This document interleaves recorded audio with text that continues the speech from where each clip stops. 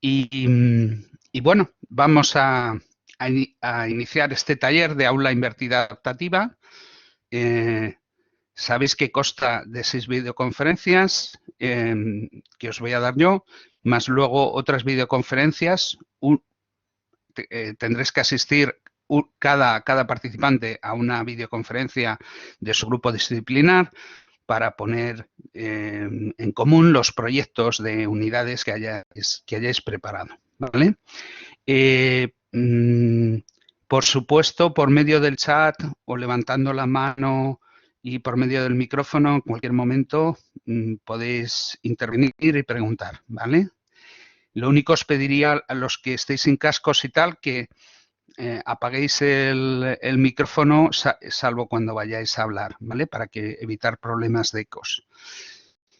¿Y qué más? Bueno, que este hashtag, si hay alguno de vosotros que tuitee, pues con este hashtag podéis, bueno, fotografías de lo que vayamos viendo o pantallazos si estáis con el ordenador, ¿no? Sabéis, un imprime pantalla y lo podéis, esa imagen las podéis tuitear con este hashtag para que yo luego las pueda retuitear.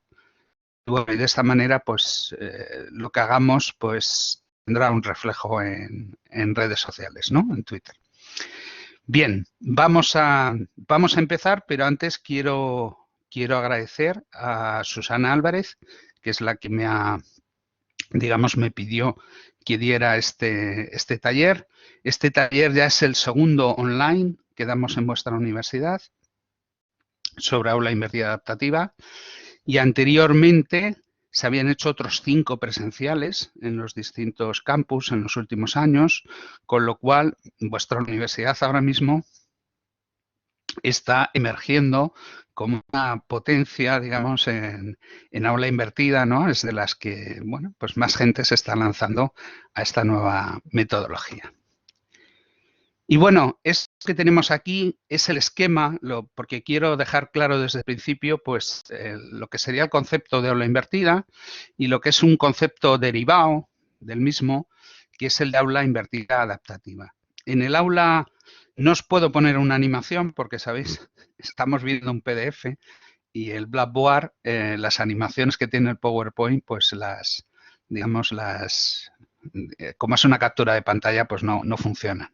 Bueno, uno puede hacer varias diapositivas y tal, pero bueno. Entonces os lo voy a activar yo el puntero y os lo marco. Más o menos, en el aula invertida, lo que ocurre es que el docente envía información, materiales instructivos en forma de documentos, en forma de vídeos, de podcast, a los alumnos y se les pide que los estudien antes de que se traten en clase los materiales.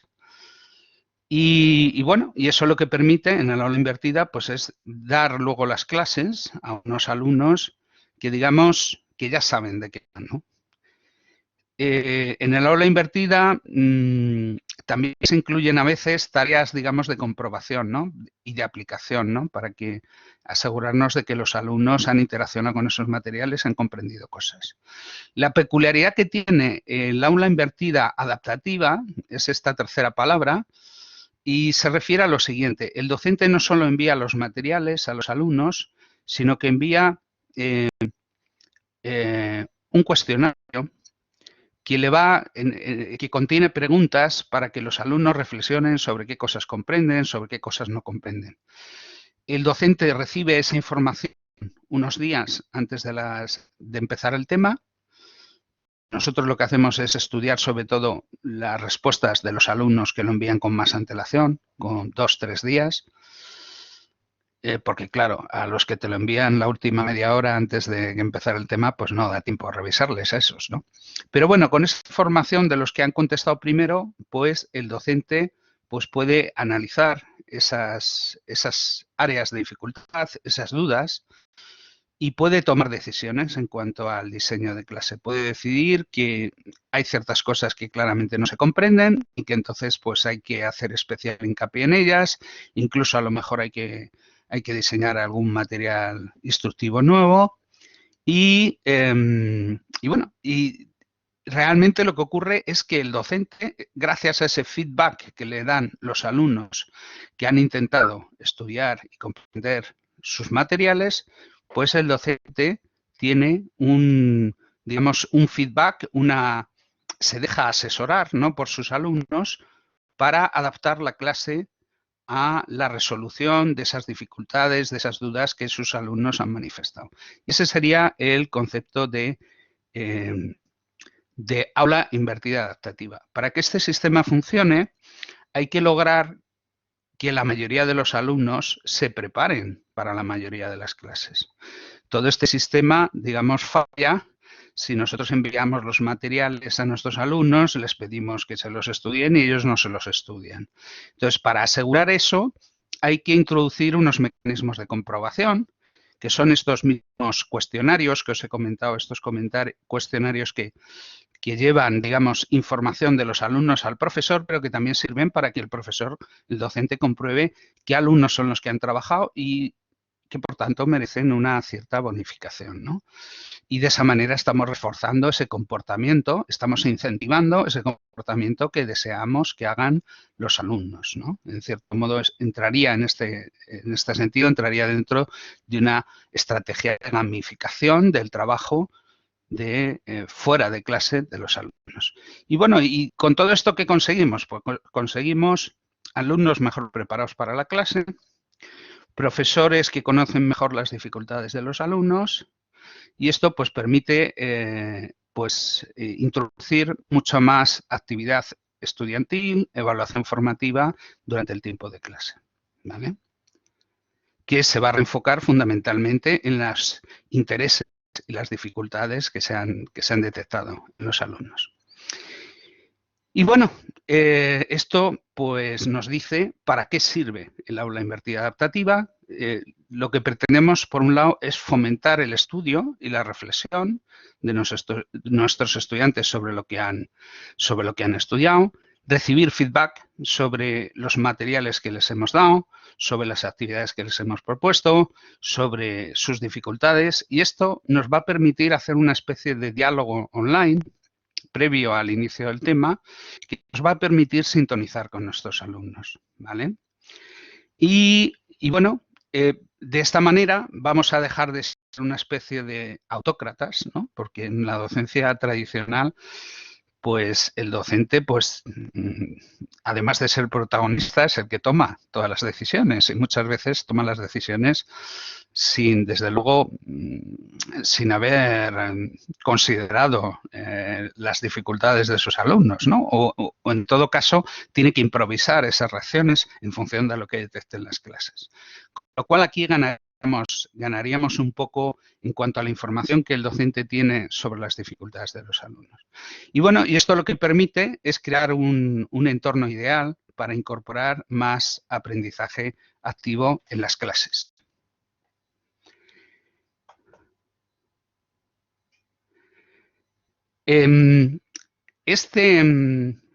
Esta metodología y este taller lo que pretendemos es que cuando salgáis de este taller seáis capaces de incorporar el aula invertida en vuestro repertorio de estrategias docentes. Y eso repercutirá en tres cosas. Por un lado, en que podáis enfocaros mejor en las actividades de clase, en las dificultades de vuestros alumnos, que mejore la experiencia de aprendizaje de vuestros alumnos, que mejore también la percepción y la evaluación de vuestros alumnos sobre vuestra docencia y también, aunque esto lo veremos en la parte final del taller, pues que podáis obtener evidencias publicables y comunicables, pues por ejemplo en congresos o en artículos de revistas sobre innovación educativa, pues en las que podáis analizar un poco cuál ha sido el impacto de vuestra innovación en el aprendizaje y en las percepciones de vuestros alumnos. ¿Y cómo vamos a lograr estos fines, básicamente? Bueno, pues va a tener una fase inicial, que es estos 3 primeros días de esta semana, que va a ser un poco intensiva. Vamos a tener 3 videoconferencias de 1h15 cada una. Y bueno, básicamente lo que os vamos a contar ahí un poco es la teoría de todo esto. Y después vamos a entrar en una fase, digamos, un poco de aprendizaje por medio de proyectos, en la cual cada uno de vosotros pues va a disponer prácticamente pues de el final de esta semana y otras 3 semanas hasta, digamos, las últimas sesiones de este taller, que serán los días 5, 6 y 7 de julio, ¿vale? Y entonces nosotros os vamos a aportar indicaciones y os vamos a dar instrucciones para que, bueno, pues podáis elaborar un proyecto de una unidad de una de vuestras asignaturas, la que vosotros escojáis, para impartirla utilizando esta metodología de aula invertida. Y para eso tendréis que preparar unos recursos instructivos, unos mensajes que enviar a vuestros alumnos para animarles a estudiar, unos planes de qué hacer en clase con el tiempo de clase. También a lo mejor pues tendréis que hacer cuestionarios de comprobación de ese estudio preparatorio, también cuestionarios a lo mejor para hacer algo de evaluación formativa en clase. Eso ya un poquito, lo que os vamos a dar es un poco una idea de, pues, de todas las posibilidades que hay y cada uno o cada una de vosotros pues escogerá las cosas que, digamos, que le parezcan mejor para su tema y para su asignatura. Esta es la idea. Y bueno, vamos a ver ahora la agenda y digo tentativa porque en esta primera videoconferencia una de las cosas vamos a tratar lo que es el aprendizaje activo, pero también quiero que lo experimentéis, ¿no? Entonces vamos a introducir algunas actividades de aprendizaje activo y entonces eso hace que realmente el control, digamos, sobre la agenda, sobre el tiempo que se tarda en tratar las distintas cosas, pues, bueno, es más variable, ¿no? En cualquier caso, si hoy alguno de los últimos puntos, pues por ejemplo el de la tecnología para la invertida, pues no nos dirá tiempo a verlo, lo incorporaríamos a la sesión de mañana, ¿vale? Entonces, bueno, primero vamos a empezar tratando lo que es el aprendizaje activo, que esto es un término así muy de moda, pero que se suele hablar de él con bastante imprecisión, ¿no? Y entonces yo lo que quiero es que os creéis una idea más definida, más clara de lo que es el aprendizaje activo, ¿vale? Luego vamos a introducir unas actividades rompehielos en las cuales pues os vamos a preguntar una serie de cosas y vais a tener que contestar. Y lo vamos a hacer en este entorno, en un entorno online, aunque ya nos queda poco, ¿no? de esta docencia remota forzada. Yo espero que ya con esto de las vacunas el próximo cuatrimestre, pues ya cosas que hemos hecho en este cuatrimestre online, pues las podemos hacer presencialmente, aunque con ciertas medidas de distancia y tal. Pero bueno, hemos pasado por esta experiencia online y bueno, y ahora tenemos que seguir haciéndolo durante este verano, o sea que bueno, pues lo vamos a... De todos modos vais a ver que son actividades que se pueden trasplantar a un aula presencial, incluso pues hacen mejor en un aula presencial si disponemos de wifi y las herramientas adecuadas. Bien, luego veremos otro punto que es un poco las evidencias que hay de la eficacia del aprendizaje activo, que hay bastantes, publicadas desde hace bastantes años y que sin embargo pues no se populariza demasiado entre el profesorado universitario, ¿no? Entonces reflexionaremos un poco sobre cuáles son las causas de esa falta de extensión de estas metodologías que, habiéndose probado que logran mejor aprendizaje de los alumnos, pues sin embargo la mayor parte del profesorado es reticente a su implementación, ¿no? Luego veremos una especie de introducción a lo que sería la metodología para la aula invertida adaptativa. Finalmente, si vamos bien de tiempo, haremos otra actividad de reflexión. Y yo creo que no nos dará tiempo para ver lo de la tecnología del aula invertida y lo pasaremos para el día siguiente. Luego, al final, haremos un cierre en el que podréis también preguntar más cosas. Y bueno, y si se ha quedado algo en el tintero que haya que preguntar, pues... Bueno, vamos a pasar al primer punto, que es el aprendizaje activo. Y bueno, si queréis profundizar más, en mi blog Profesor 3.0 tengo una entrada sobre este tema, pero más o menos lo que pone en esa entrada es un poco lo que hoy os voy a contar en esta parte inicial de la videoconferencia. Esta figura es de un libro y esta figura intenta representar un poco lo que serían la metodología tradicional para la enseñanza universitaria y sus alternativas principales, ¿no? Esta figura está tomada del libro Docentes Universitarios, una formación centrada en la práctica, que lo ha publicado el año pasado un grupo de profesores de la Universidad de Sevilla, y en el que yo colaboré escribiendo el primer capítulo, el capítulo introductorio sobre el aprendizaje activo.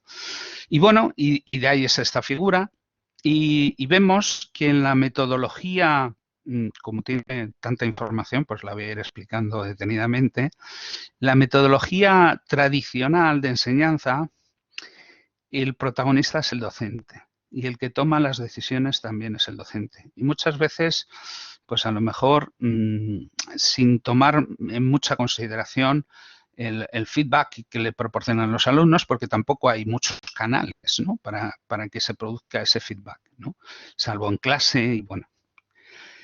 Y en esta metodología lo que hace el docente es transmitir información organizada temáticamente, y lo que se supone que debe ocurrir después de que el profesor cuente esa información a los alumnos, pues es que los alumnos pues deben asimilar esa información y deben aprender a aplicarla un poco por su cuenta, ¿no?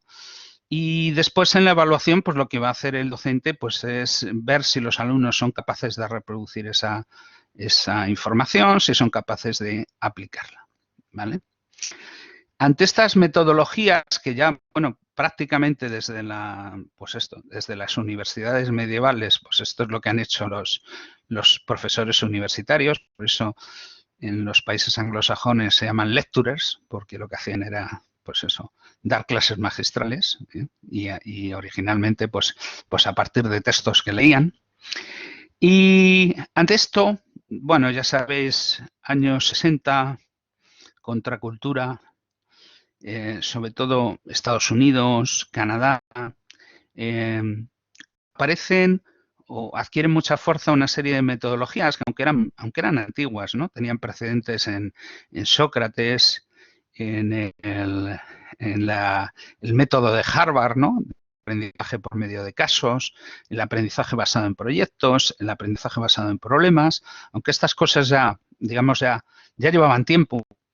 Pero, bueno, pues en esos años cogieron fuerza, ¿no? El tema de que, bueno, de que eran los alumnos los que tenían que protagonizar su aprendizaje, los que tenían que tomar decisiones, ¿no? Y que el papel del docente debía cambiar a ser el que planteaba una serie de retos, de desafíos, de escenarios en los que eran los alumnos los que tenían que resolver. Es decir, es como si utilizáramos los problemas de partida para que los alumnos aprendieran la teoría resolviendo problemas. Bueno, esto es bastante bueno para desarrollar la autonomía de los alumnos, pero desde luego, con esta metodología conseguimos que los alumnos pues tengan que identificar qué es lo que necesitan aprender, tengan que indagar, tengan que descubrir, tengan que inducir principios generales a partir de situaciones particulares, ejerciten competencias transversales, pero claro, el problema es que con estas metodologías pues no se avanza rápidamente a través de los temarios, es decir, nos valen para el ejercicio de competencias transversales en los alumnos, pero desde luego no nos funcionan, no permiten ir a la misma velocidad que el método tradicional para que los alumnos pues aprendan, lo que es la teoría, ¿no? Lo que es la información que debe ser aprendida. Cuando se constató esta limitación de estas metodologías inductivas, ¿no? Pues bueno, se intentó crear algo que combinara las dos, digamos, lo mejor de cada cosa, lo mejor de la metodología tradicional y lo mejor de las metodologías inductivas. Y bueno, en este caso estaríamos hablando de el Active Learning, ¿no? Que serían, o también denominados métodos híbridos, porque combinaban, por un lado, transmisión y exposición, pero por otro lado combinaban también que los alumnos aprendían ciertas cosas por su cuenta, ¿no? Y ejercitaban el razonamiento crítico. En estas metodologías, que aquí las tenemos marcadas en rosa, bueno, magenta realmente, lo que hace el docente es plantear retos, pero retos, digamos, sencillos, ¿no? No les pedimos que hagan el proyecto, sino que lo que les decimos es, a lo mejor, busca información sobre esto, lee esto, mira este vídeo, responde a estas preguntas. Es decir, le pasamos la bola a los estudiantes, pero les pedimos cosas sencillas, ¿vale? Y luego va a haber es decir, vamos a transmitir parte de la información que tienen que aprender, pero dándosela en documentos electrónicos, en vídeos, y van a tener que ser los propios alumnos los que tomen la iniciativa para asimilar esa información. Y luego, en clase, pues vamos a combinar, por un lado, esto es la idea, la metáfora es la de la lasaña, ¿no? Finas capas, ¿no? De métodos inductivos, cuestiones, problemas y explicación, instrucción directa, pero combinando las dos cosas, ¿vale? Estas metodologías empezaron a utilizarse en los años 80 y 90 del siglo pasado y tuvieron, luego lo vamos a ver, hubo una serie de estudios que demostraron que con estas metodologías híbridas los alumnos aprendían más, incluso en contextos de evaluación, digamos, de evaluación tradicional, ¿no? De evaluación de a ver cómo los alumnos me resuelven problemas o me responden preguntas sobre esa información que tenían que aprender, ¿no? Y en ese marco tradicional, estas metodologías pues demostraban ser incluso superiores a las tradicionales. ¿Qué es lo que ha ocurrido? Pues que las metodologías inductivas que antes habíamos marcado aquí en rojo, que han tenido gran éxito en el desarrollo de competencias, sin embargo no han tenido tanto éxito en el aprendizaje de temarios. Y entonces, pues ha habido como un movimiento como que han intentado juntar estas dos cosas o intentar utilizar la evidencia que había de la eficacia del aprendizaje activo en sentido estricto para justificar la utilización de otras metodologías que eran bastante distintas, ¿no? Como las inductivas. Pero bueno, luego ya veremos eso, cuál es el problema, ¿no? Bien, entonces vamos a entrar en el tema de la definición del aprendizaje activo. Y aquí la definición más popular es una que dice que aprendizaje activo es cualquier método instructivo que implica, engage, a los alumnos en los procesos de aprendizaje. Y esta es una definición que ha sido citada un montón de veces, pero el problema es que es muy genérica, es muy poco específica. Posiblemente es una definición, si queréis, casi una capa o un paraguas, ¿no? Debajo del cual pues cabe casi todo, ¿no? Y el problema es que si definimos aprendizaje activo, lo que produce implicación estudiantil, y decimos que la implicación estudiantil es lo que ocurre cuando se hace aprendizaje activo, pues el problema es que tenemos un problema de una tautología, de una definición circular, con lo cual pues no nos dice nada, ¿no? Y complica todavía más las cosas cuando precisamente el concepto de student engagement, ¿no?, de implicación estudiantil, pues es también muy resbaladizo y significa distintas cosas en función del contexto. Y de hecho hay autores tan famosos, por ejemplo, como Gibbs, que dicen bueno, que en ocasiones es difícil saber de qué estamos hablando cuando hablamos de student engagement. Sin embargo, esta imprecisión, pues, digamos, hay gente a la que le conviene, ¿no?, que es a la gente que intenta decir que cualquier cosa es active learning. Yo, sin embargo, lo que voy a defender es que históricamente, al menos, desde un punto de vista, quiero decir, si queremos cambiar el significado de los términos, pues lo podemos hacer, ¿no? Pero si seguimos un poco la historia y vemos qué es lo que significa, pues entenderemos mejor qué es esto del aprendizaje activo. Y bueno, para ello vamos a retraernos en el tiempo, pues a los años 40 y a los años 50, y vamos a ver algunos elementos, ¿no? Ya hubo un par de autores, Chickering y Ganson, que dijeron que el aprendizaje y el aprendizaje universitario, pues que no debía ser un deporte de espectáculo, sino que en el que el alumno fuera el espectador, sino que el alumno tenía que ser el deportista, ¿no? Y que tenía que ser un deporte de acción y de contacto, ¿no? También otros autores, no sé si os acordáis, los antiguos créditos antes de los ECTS eran por el número de horas que estaban los alumnos sentados en clases o en prácticas, ¿no? Y como si el aprendizaje dependiera de que estuviéramos sentados, ¿no?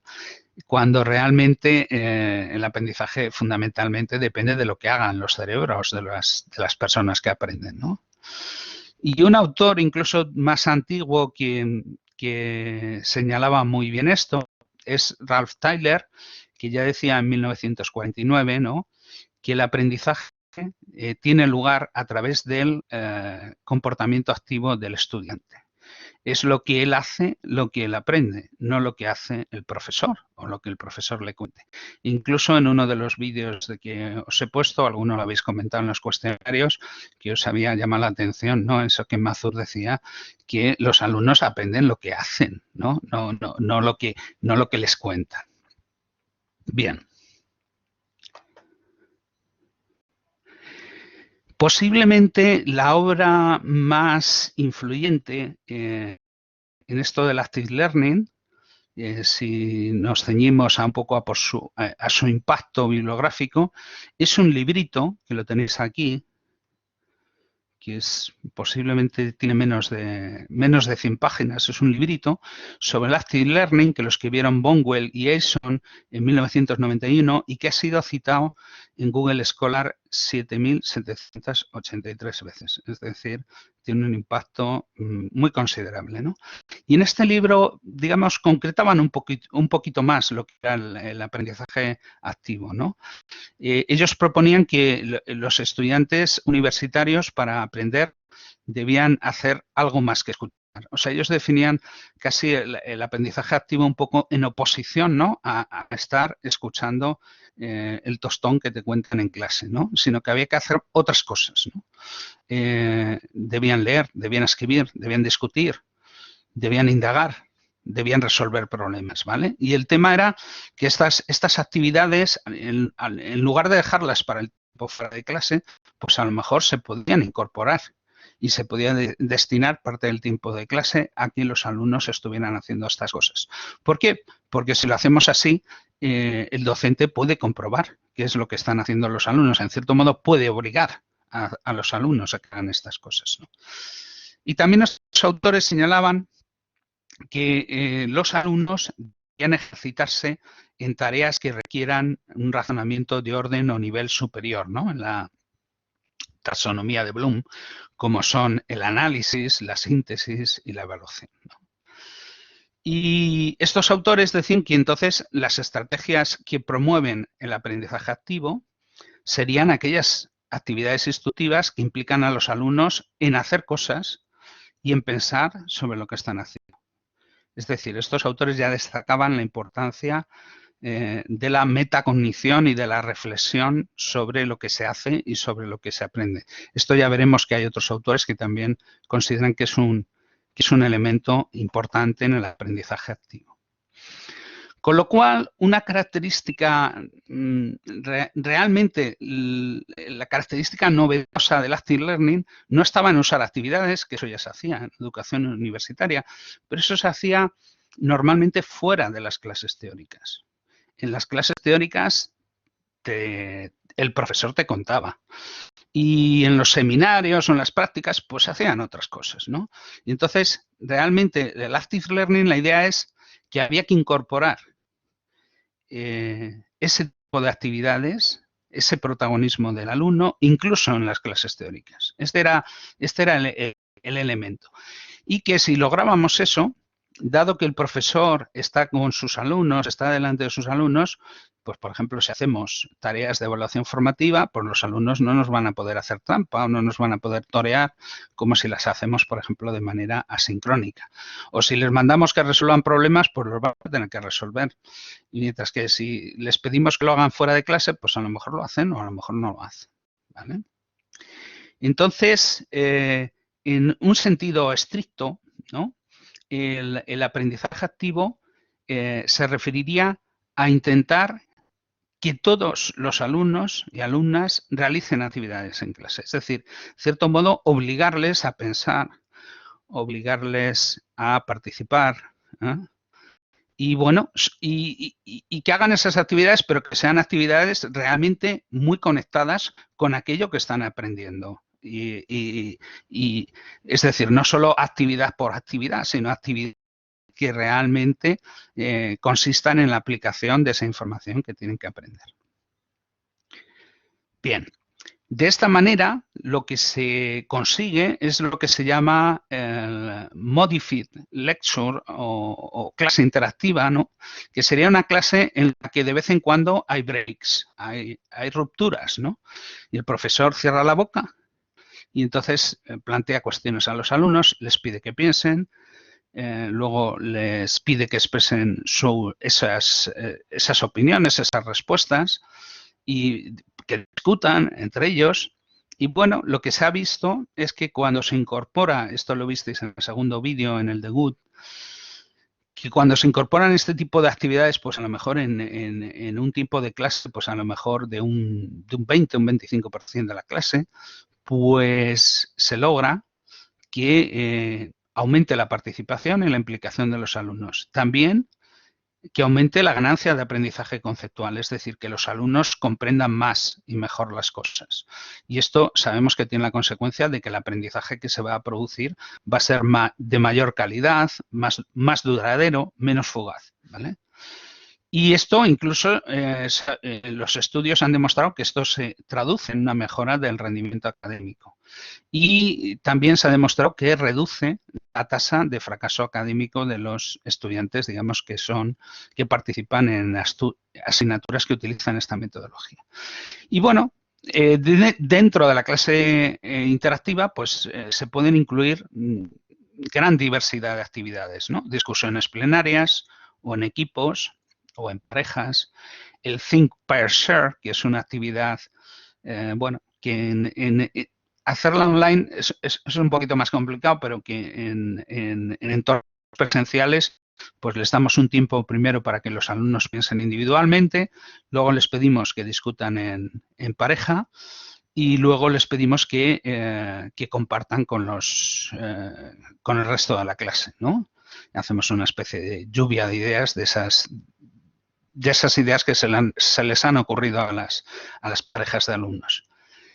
También podemos utilizar, en los últimos tiempos se ha popularizado mucho porque la tecnología lo ha facilitado, el utilizar cuestiones de elección entre múltiples opciones, ¿no? De selección correcta entre múltiples opciones, porque esto da pie luego a discusiones, ¿no? Cada alumno se tiene que comprender, se tiene que comprometer con una opción y entonces pues luego les podemos pedir que discutan y que intenten convencer a los compañeros de por qué, cuál es la justificación por la que han escogido una opción.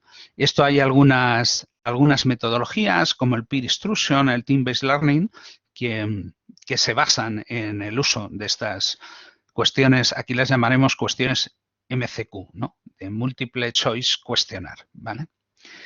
Y también podemos poner a los alumnos a trabajar en equipo, a hacer presentaciones de las conclusiones de los equipos. Es decir, dentro del aprendizaje activo, pues podemos hacer muchas cosas en las clases, ¿no? Bien, yo creo que todos estamos de acuerdo en que introducir la actividad del alumno, si está muy relacionado, ¿no?, con la temática que se quiere que aprenda y se escogen bien las actividades, pues eso va a ser bueno, ¿no? Pero ¿en qué dosis, ¿no? ¿Cuánta actividad es la ideal? Bueno, yo soy de la opinión que esto no es un asunto categórico de todo o nada, ¿vale? Y no hay una fórmula mágica que nos diga cuánto aprendizaje activo debemos incorporar. Yo creo que esto debe ser decidido en cada caso, por cada docente, en cada asignatura y en cada clase. No nos lo pueden, digamos, imponer desde arriba, ¿no? Y bueno, y hay gente que, bueno, innovadores más radicales que insisten en que lo mejor es la innovación disruptiva y que todo el tiempo de clase debe ser destinado a actividad estudiantil. Y bueno, y esto posiblemente en entornos escolares pues funcione muy bien, ¿no?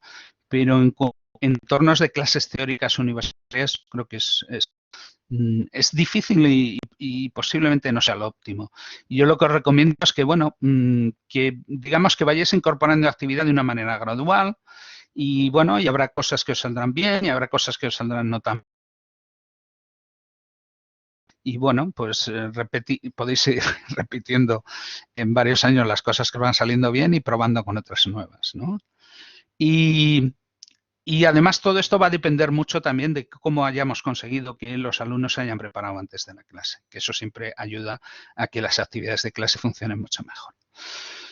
Bueno, dentro de los autores y autoras destacados en el aprendizaje activo, debo mencionar a dos autoras que para mí pues, son las madres del aprendizaje activo, que son Alison King, que en 1993 publicó un artículo cuyo nombre posiblemente hayáis on the stage to guide on the side, en el cual pues decía que el papel del profesor, del docente tenía que cambiar, ¿no? Debía dejar de ser el sabio en la tarima para ser alguien que acompañaba, ¿no?, que ayudaba a los alumnos a aprender.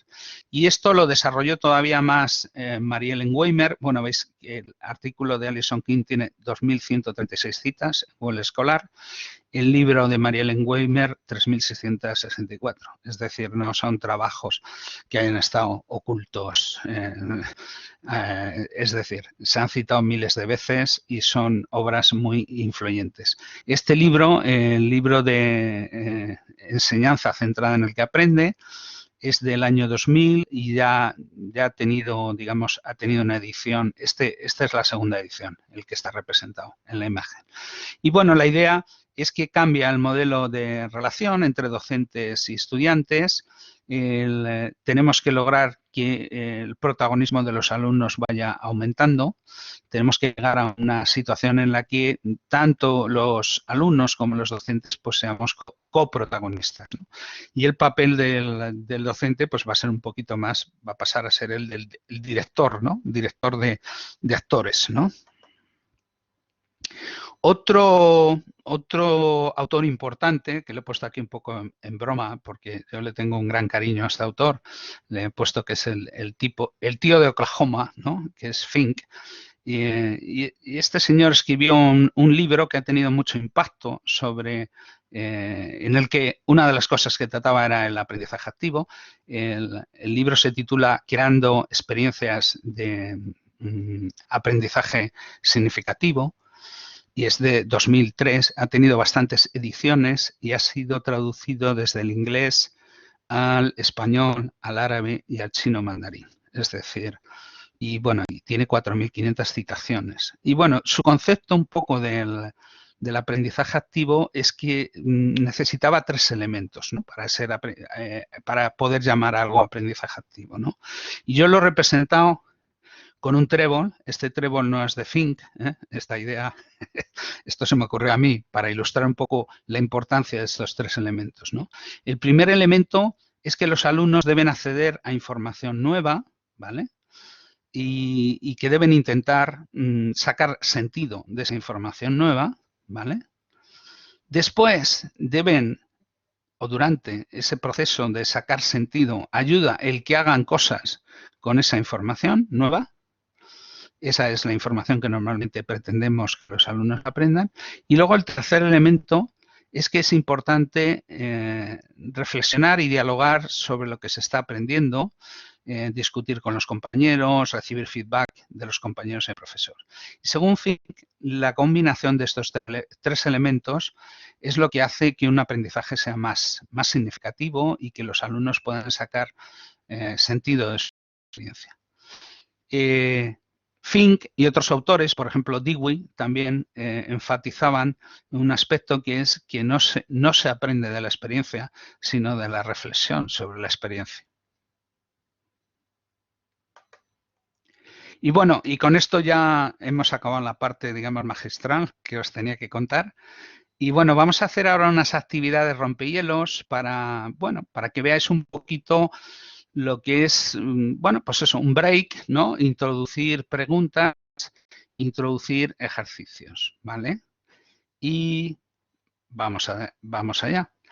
La primera cosa que os quería preguntar, y me podéis contestar o bien levantando la mano y encendiendo vuestro micrófono y hablando, o bien podéis contestar en el chat. Pero si contestáis a través del chat, lo que sí que os pido es que esperéis a que comentemos las cosas que se hayan dicho previamente en el chat. Es decir, que no me inundéis el chat porque se va todo para arriba y lo perdemos.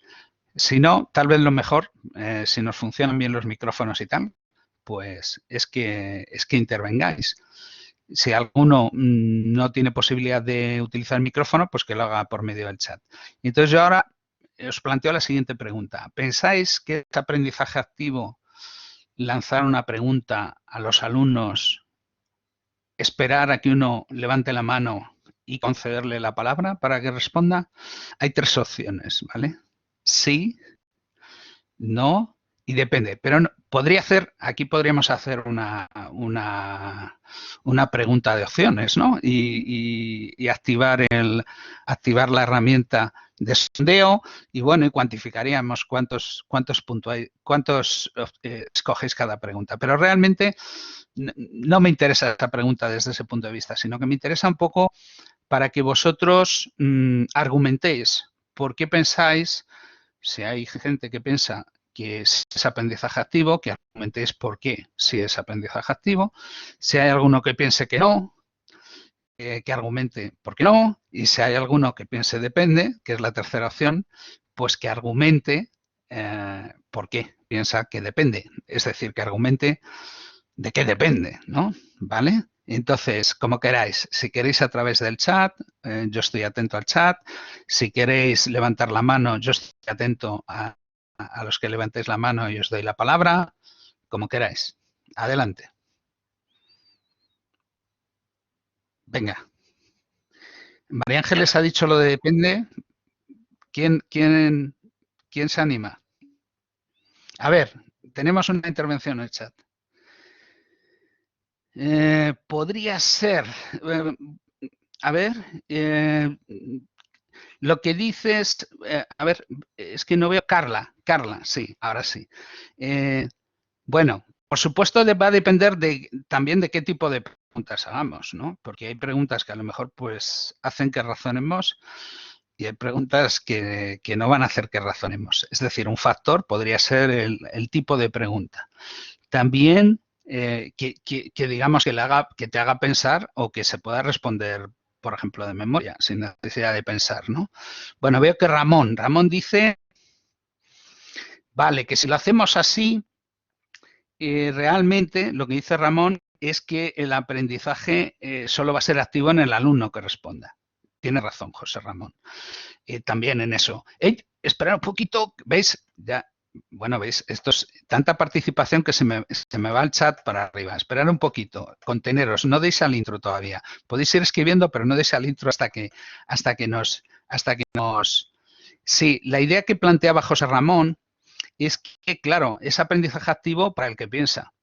Pero si tenemos alumnos que piensan a distinta velocidad unos piensan muy rápido, responden, y el docente le dice, bien, eso que planteas parece correcto, tal.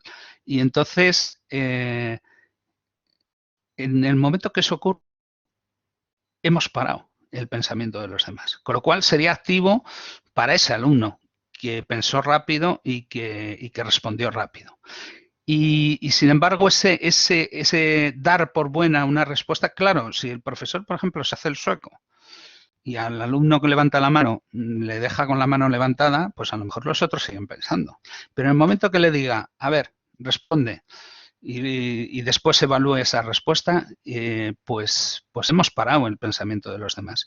Es decir, que también depende mucho no solo de qué preguntas planteemos, sino también de cómo planteemos esas preguntas. Por ejemplo, sería mejor si el docente dice, bueno, pensar en esto durante 1 minuto. Y ya te aseguras, y además les dice, bueno, y voy a escoger de aquí, de la lista de participantes en la videoconferencia, que me salen los nombres de todos, voy a escoger alguno para que conteste, ¿no? De esa manera les estamos poniendo en la situación. Dentro de 1 minuto puede ser que el profesor me pida que conteste. Tengo que pensar, ¿no? ¿Vale? Claro, esa sería una técnica para hacer que más alumnos pensaran. Bien, a ver, veo ahora que tenemos la respuesta de Luis, que dice, sí, bueno, sí, esta ya la hemos comentado, ¿no? Que es activo para el que responde, pero para los demás no, ¿vale? Bien. Bueno, no, aquí planteáis que si la pregunta, bueno, vamos a ver, el aprendizaje activo puede hacerse sin preparación previa, pero la cuestión es, cuando hay una preparación previa, cualquier pregunta que planteemos, pues, por un lado, las probabilidades de que los alumnos respondan con éxito, pues van a aumentar mucho mejor. Y la misma, es decir, con las mismas preguntas, una discusión va a funcionar mucho mejor, ¿vale? Es decir, la preparación previa no es indispensable para que haya aprendizaje activo, pero sí que ayuda mucho y lo mejora mucho, ¿vale? Es decir, es algo que hay que intentar que ocurra, ¿vale? Y por eso el aula, esa es la digamos, esa es una característica que hace que el aula invertida, el que hayamos enviado la información, pues ese estudio preparatorio facilite. Bueno, veo que también tenemos Rosa que comenta que activo es cuando el alumno toma la iniciativa, no cuando reacciona. Bueno, pues esto a lo mejor, digamos, es una cosa que se puede plantear, pero lo que os decía en cuanto a la definición histórica del aprendizaje activo en enseñanza universitaria, el significado era que el aprendizaje activo era algo que, digamos, como que los profesores, los docentes, teníamos que pinchar con el aguijón. En este caso, el aguijón son las preguntas. Desde luego puede haber formas de aprendizaje más autónomas, pero cuando los alumnos no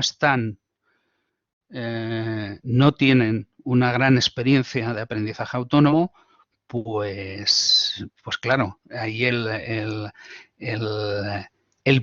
pedirles, por ejemplo, en metodologías como el ABP, ¿no? Que te plantean un problema y que le dicen, decide tú cuáles son tus objetivos de aprendizaje.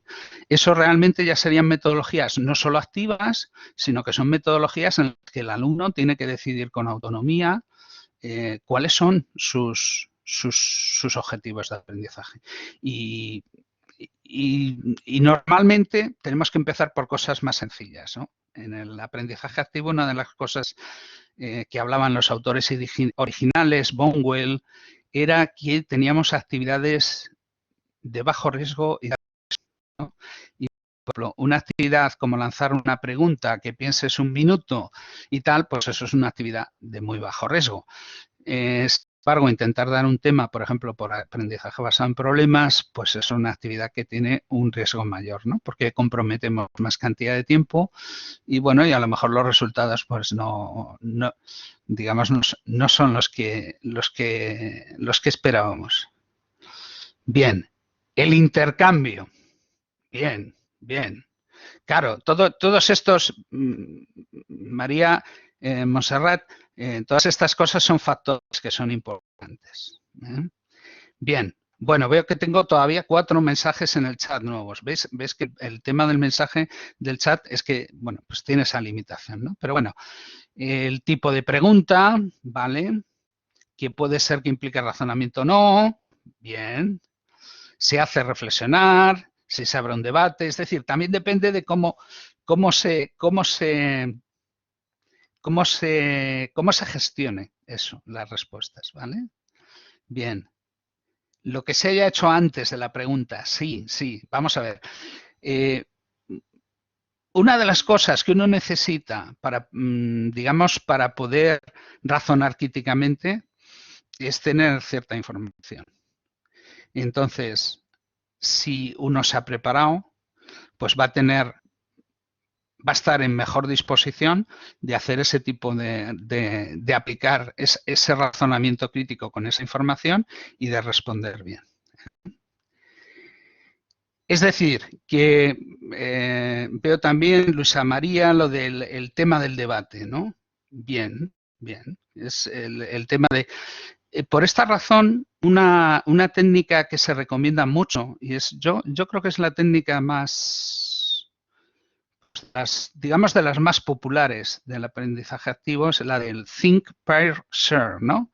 Pensar, emparejar, es decir, comparte con tu compañero de al lado, y luego ya compartir con la clase completa. Es decir, tendría 3 fases esa técnica. Una primera de pensamiento individual y de tomar notas en un papel, por ejemplo, las cosas que se nos ocurren. Una segunda de debate en pareja, que esto sobre todo lo que favorece, quita mucho la timidez, que solo estás discutiendo solo con una persona. Y eso luego el utilizar esas parejas como fuente para hacer una especie como de lluvia de ideas, ¿no? De recolección de esa información en lo que sería una investigación plenaria. Bien, bueno, estamos viendo que lo del sí y el no, veo que pone María que se suma al depende, ¿no? Lo del sí y el no es, digamos, en situaciones extremas, ¿no? Pues, es decir, es sí para el alumno que pensó, si es una pregunta que te hacía pensar, es no para el resto de los alumnos, o si te plantearon unas preguntas que realmente no había que pensar nada, sino simplemente haber leído la diapositiva anterior, ¿no? Y entonces, en la mayoría de los casos, va a ser el depende, ¿no? Y la idea yo creo que aquí que tenemos que sacar es si queremos que realmente la mayoría de nuestros alumnos razonen, tenemos que plantear mucho, tenemos que pensar muy bien qué preguntas planteamos, de qué manera esas preguntas pueden ser, digamos, accesibles, respondibles por nuestros alumnos, pueden ser motivantes, pueden ser interesantes. ¿De qué manera les vamos a, por ejemplo, de qué manera vamos a ayudar a que ellos se preparen? ¿De qué manera les vamos a dar un tiempo en clase para que elaboren para que razonen y preparen esas respuestas? Es decir, tenemos que pensar mucho en el cómo vamos a hacer las cosas, ¿vale? Y si os vais con la idea de que es importante el cómo, eso es lo que yo un poco quería que viéramos a partir de esta, o concluyéramos a partir de esta reflexión, ¿no? ¿Vale? Con lo cual, bueno, yo veo que tenemos una mayoría que vais por el depende. Si tuviéramos más tiempo, ¿ves? Por ejemplo, después de hacer esta discusión, ahora que ya lo hemos discutido, podríamos coger y poner una pregunta de sondeo de las 3 opciones y ver, después de haber reunido la información, pues después de la discusión, con cuál nos quedábamos. A ver, Victoria, a veces individuales. Ya, ese es el problema. Vamos, uno de los problemas que tenemos digamos, con la escasa disposición a participar, es que, y esto lo decía alguien, ¿no? Que decía, en la participación en clase, el 5% de los alumnos hacen el 90% de la participación, ¿no? Y esto es así. Yo hago análisis, por ejemplo, de las intervenciones de mis alumnos en de las videoclases y es espectacular. O sea, tienes alumnos que han intervenido en una asignatura, te han intervenido 500 veces y tienes alumnos que es que no te han intervenido en toda la asignatura, ¿vale? Entonces, ahí también tendríamos que pensar, ¿eh? Eso es, tendríamos que pensar de qué manera podemos, en cierto modo, fomentar que más alumnos tengan que participar. Una puede ser, por ejemplo, lo que os había dicho. No sé si esto vosotros en el Blackboard, sabéis que tenéis aquí en las herramientas de abajo, creo que usáis el Blackboard, ¿no? Para dar clases en Lleida. Bueno, aunque a lo mejor algunos usáis otras herramientas, pero el Blackboard es una de las que tenéis. Sabéis que tenéis aquí lo de los asistentes. Y entonces el docente, si pican asistentes, deja de ver el chat, que es un fastidio. Pero bueno, pero ver los asistentes y le puedes decir a un asistente, contesta tú. Y entonces, de esa manera, bueno, pues a lo mejor hay gente que se puede sentir un poco mal, ¿no? De que lo obliguen a participar, pero esa es una manera digamos, de conseguir que más gente participe, aunque es un poco a la fuerza, ¿no? Tenemos que también intentar encontrar otras maneras, ¿no? De ampliar esa participación, ¿vale? También otra de las cosas que amplían la participación, por ejemplo, puede ser su incentivación. Si, por ejemplo, nosotros bonificamos a los que responden, sí,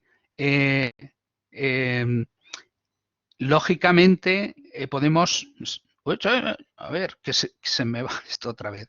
Vale, Enrique hace mucho.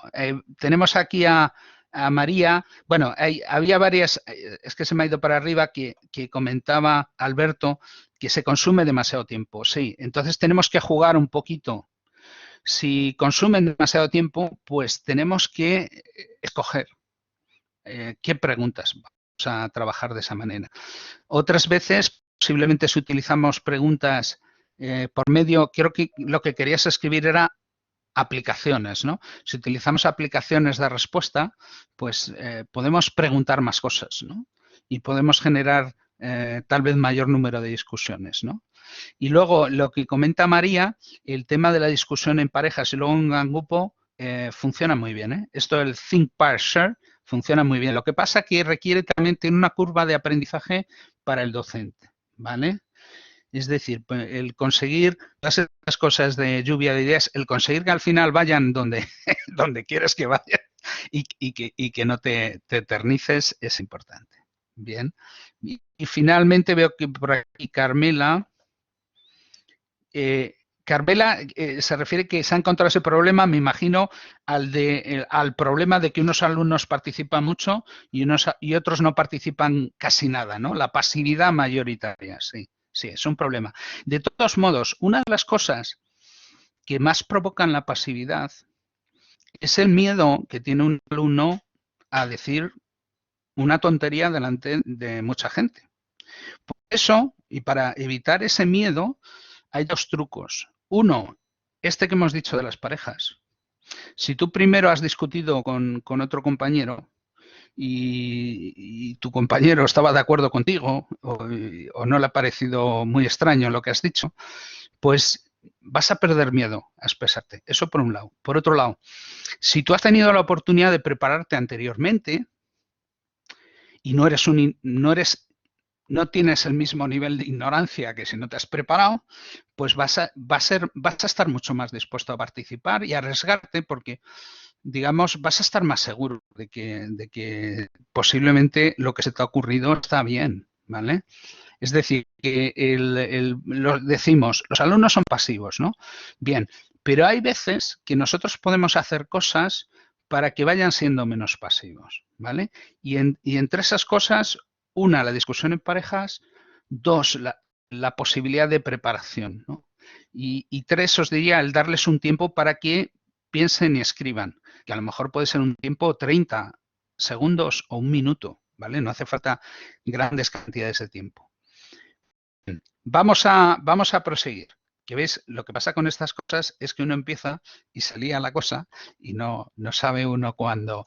Entonces, bueno, importante, decíamos, cuando preguntemos debemos considerar si lo hacemos de una manera que fomentamos que todos nuestros alumnos tengan que pensar. Cuando escogemos también al alumno que responde, pues también tenemos que pensar si lo hacemos de una manera que, claro, esto cuando estás presencialmente, pues tú puedes empezar por un lado de la clase, ¿no? Y vas desplazando, y vas a decir, a ver tú, ¿qué piensas tal? No sé qué. Y de esa manera, claro, online es otra cosa. Online nos tenemos que ir a la lista de asistentes y, bueno, y ir escogiendo alumnos, ¿no? Es más, por ejemplo, si nosotros hemos hecho... si hemos hecho preparación, pero sabemos que alumnos se han preparado y nos han contestado y tenemos una lista de eso, pues también a lo mejor de esa manera podemos dirigir, digamos, dar la palabra a la gente, a aquellos alumnos que se han preparado, ¿no? Preferencialmente, ¿vale? Bien. Y luego también es muy importante, que también lo habéis planteado, el cómo planteamos las preguntas y qué preguntas hacemos, ¿vale? Una cosa muy interesante es pensar en dar, aunque sea un tiempo muy pequeño, decimos 30 segundos y luego si hace falta, pues los tiramos, ¿no? Si vemos que, si tú ves, les das 30 segundos y ves que están escribiendo, dices, bueno, siguen pensando, ¿no? Y cuando ya ves que ya el bolígrafo ya no está escribiendo, ¿no? Pues entonces dices, bueno, venga, vamos a reunir las respuestas, ¿no? Es decir, que esto también por parte de los docentes, pues tenemos que practicar y aprender, ¿no? Bien, entonces, para que se produzca aprendizaje activo es muy importante activar el conocimiento previo. Y bueno, y esto ya hemos visto que hay algunas metodologías, pues por ejemplo, si hacemos una discusión en parejas antes de una discusión general, pues eso nos va a hacer que la discusión general sea mucho más rica, ¿no? Porque se van a sentir mucho menos inhibidos los alumnos para participar. Bien, vamos a ver si parece que esto, es que no avanzaba, pero ahora sí. Bueno, por ejemplo, muchas veces es para plantear lluvias de días es tan sencillo como cambiar un título afirmativo, ¿no? Por una pregunta. Y si teníamos respuestas, pues están tapadas con una animación desaparecer, con lo cual eso incluso aunque se lo mandemos en PDF a los alumnos ven la pregunta pero no ven las respuestas, ¿no? Salvo que sean de informática, que entonces seguramente sí lo ven. Y dar un tiempo y luego pedirles para que primero piensen y apunten y después les pedimos que vayan aportando las ideas. Y el profesor puede hacer ahí de secretario o también puede poner a algún alumno de secretario. Y bueno, y también esto hay algunas apps que nos permiten, por ejemplo, Mentimeter o el chat de la videoconferencia también, aunque con limitaciones, pues también nos pueden permitir reunir esta información, ¿no? Bueno, vamos a ver ahora vamos a hacer otro ejercicio en el cual yo pretendo que experimentéis la diferencia entre aprender algo sobre el vacío y de memoria y aprender lo mismo, pero apoyándonos en un conocimiento previo que ya teníamos, ¿vale? Y entonces, para experimentar eso, lo que vamos a hacer es, primero, os voy a plantear un problema, pero sin haberos aportado conocimiento previo sobre el que apoyarlo, y luego os voy a aportar un conocimiento previo que posiblemente os ayude mucho a comprender y a aprender y a retener esa información e interpretar esa información. Entonces, bueno, vamos a empezar. Os presento este sistema alienígena de transcripción numérica, ¿no? En el cual, pues, los distintos números se representan de esa manera. Tenéis que intentar memorizarlo en 10 segundos. No vale copiar los símbolos ni sacar un pantallazo o una foto, ¿vale? Ya han pasado los 10 segundos. Ahora hagamos una prueba de evaluación del aprendizaje. Debéis utilizar ese sistema numérico para escribir este número, ¿vale? Os doy unos cuantos segundos para que lo intentéis. Y bueno, y si como en el chat no se puede escribir esos símbolos alienígenas, pues simplemente si hay algún afortunado que ha sido capaz de transcribir el número telefónico en el sistema de escritura alienígena, ¿eh? Imposible, ¿no? Sí, normalmente, salvo que haya una de estas personas con una, ¿cómo se dice? Con una memoria visual tremenda, ¿no? Nada, es que se olvida, ¿vale? Bien, bien. Entonces, vale, parece que somos terrícolas, la mayoría de nuestros alumnos son terrícolas, son individuos, son personas normales, ¿no? Entonces, bueno, este era el resultado esperado. Ahora entonces, bueno, pues si no se aprende de esta manera, vamos a ver si se puede aprender de otra manera, ¿no? Esta sería un poco la repercusión. Y os voy a aportar el concepto de la cuadrícula telefónica, que esto, sobre todo los que tenéis más años, ya sé que el grupo es bastante, hay gente con más años en la universidad de menos, pero bueno, os acordáis, ¿no? De la cuadrícula telefónica. Ahora mismo ya en los móviles ya no vienen esas rayitas muchas veces, ¿no? Pero bueno, sí que el orden sí que sigue siendo el mismo, ¿no? Con lo cual, si nos dan este esquema, podemos deducir lógicamente, ¿no? A partir del esquema, qué es lo que significa cada símbolo, ¿vale? Y de esa manera podemos, utilizando un poquito este esquema, podemos descifrar estos símbolos tan extraños, ¿no? ¿No me oís? Sí, me oís. Vale. Bueno, es que puede ser que a mí no se me oiga o que alguien no me oiga. Hay las dos posibilidades. Bien, si los demás me oís, bueno, me quedo tranquilo. Ahora sí, o que se fue. Bueno, os decía que de esta manera vamos a hacer ahora la misma prueba de evaluación o parecida. Y ahora que hemos comprendido cómo funciona el sistema, os pido que leáis ese número y que apuntéis qué significan las distintas cifras y entonces que lo podéis escribir en el chat. Muy bien, Val, muy bien. Fernando, muy bien. Oye, veo que de esta manera ha sido más fácil aprenderlo que de la otra. Entonces, esto lo que nos demuestra es que los esquemas son importantes. El problema es que muchas veces, muy bien, María Montserrat, el problema es que muchas veces los profesores no sabemos qué es lo que saben nuestros alumnos. Y no lo sabemos porque no ponemos mucho énfasis en hacer una evaluación diagnóstica para saber, es decir, ¿qué conocimiento de partida tienen mis alumnos sobre conceptos básicos de la asignatura? Pues a menos que se lo preguntemos al principio de la asignatura y que lo analicemos esa información, pues no vamos a estar muy seguros de si saben esto o no saben lo otro, o si tengo que explicar esto porque la mayoría no lo saben, ¿vale? Entonces,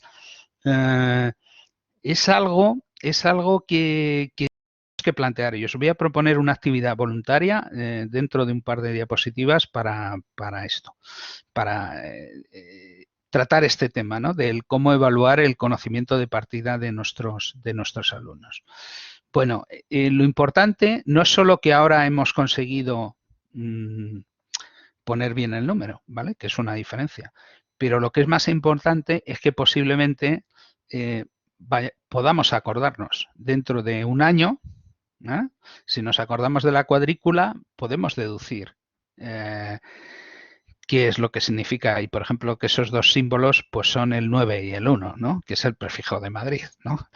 Y, es decir, esa memoria comprensiva va a ser mucho más duradera que la memorización fugaz, ¿no? De símbolos aislados. que se nos olvidaría. Es decir, no solo vamos a sacar mejor resultado en el examen, sino que vamos a producir un aprendizaje a largo plazo mejor, ¿vale?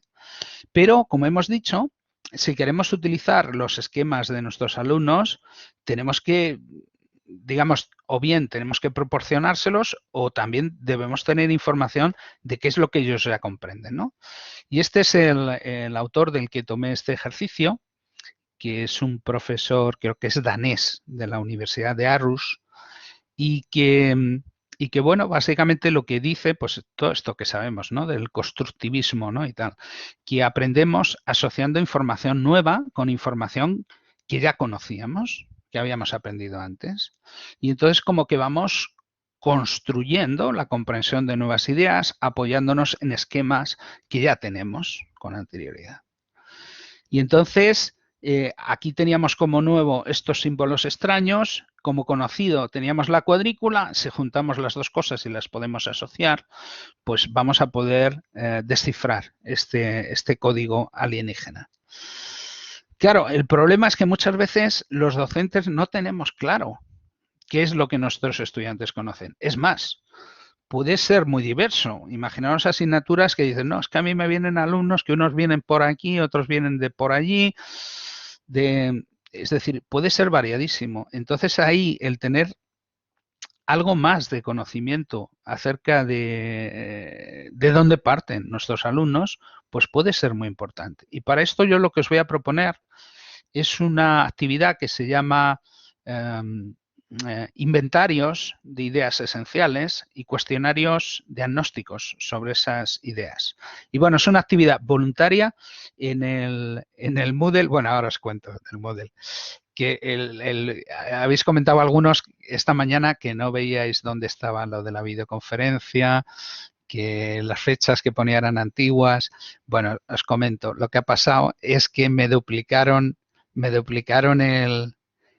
una ley de formación, bien, bueno, pero en cualquier caso algo que puedes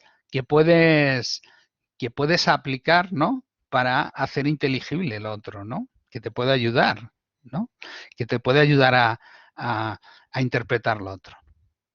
Bien, os decía que como actividad, inventario conceptual, pensar en una asignatura. No es para hacerlo ahora.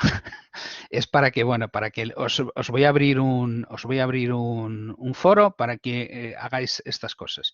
Un foro lo vamos a llamar, yo qué sé, inventarios conceptuales y cuestionarios diagnósticos. Entonces la idea es, por un lado, el hacer un poquito el trabajo de escoger cuáles son los 15, 20, 25 conceptos, ideas más importantes de una asignatura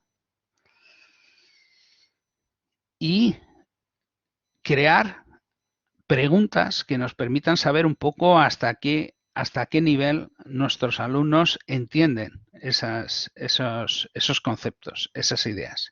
Y tenemos que hacerlo con un lenguaje, esta es la principal dificultad, un lenguaje que puedan comprender los alumnos al principio de la asignatura. Claro, que esto es un problema, ¿no? Y porque, claro, aplicárselo al principio de la asignatura. ¿Y qué podemos conseguir con esto? Pues tener una idea mejor de dónde parten nuestros alumnos, también incluso de qué diversidad tenemos, o si tenemos grupos de alumnos que tienen claros unos conceptos, otros que no los tienen. Y también nos va a servir en dirección contraria para indicarles a nuestros alumnos, oye, estas son las 20 ideas esenciales de esta asignatura. Y cada vez que salgan estas cosas y tal, nos las tenemos que tomar en serio, ¿vale? Y bueno, esto voy a abrir un foro en el cual podréis publicar la lista y el cuestionario, ¿vale?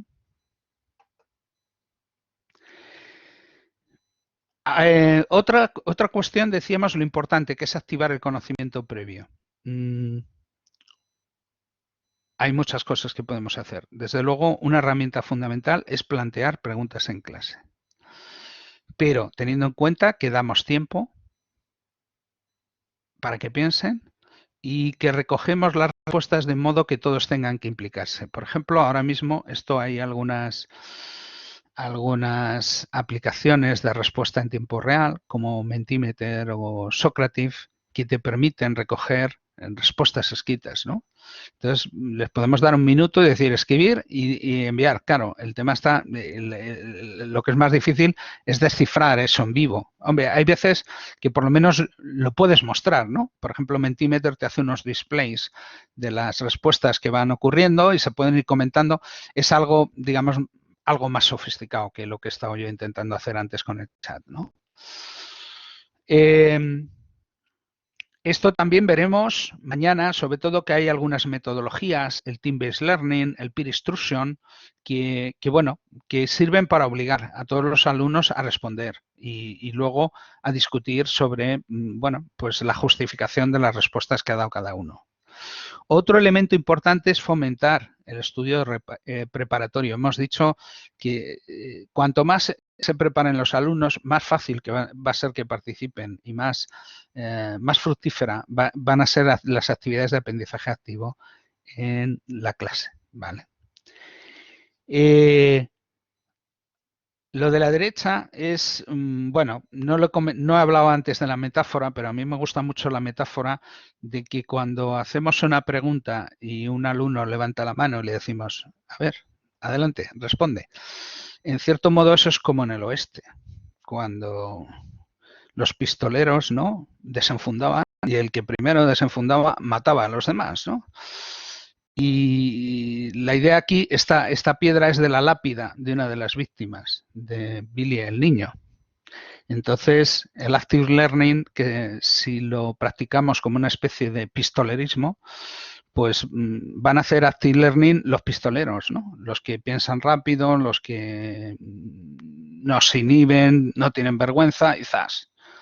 Pero el 99% no van a hacer aprendizaje activo. Entonces, la piedra esta es para recordaros eso, ¿vale? La lápida.